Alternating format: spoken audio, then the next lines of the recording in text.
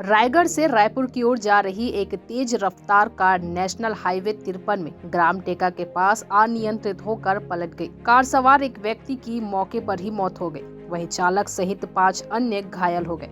रायगढ़ जिले के डोंगरीपाली थाना क्षेत्र के ग्राम संथर से कार क्रमांक OD 15S 3845 में सवार होकर चालक सहित कुल 6 लोग रायपुर शिक्षा मंडल में किसी कार्य से एवं मोबाइल की सामग्री खरीदने के लिए जा रहे थे। इसी दरमियान पिथौरा थाना क्षेत्र के अंतर्गत सोमवार की दोपहर करीब 12 बजे नेशनल हाईवे 53 में डोंगरीपाली के पास अनियंत्रित होकर पलटी खाते हुए गड्ढे में जा गिरी, जिससे कार में सवार व्यक्ति शांता कुमार प्रधान पिता गुरुदेव प्रधान उम्र 40 वर्ष की मौके पर ही मौत हो गई। वहीं कार के चालक आशीष प्राणीग्रही सहित 4 अन्य भी गंभीर रूप से घायल हो गए।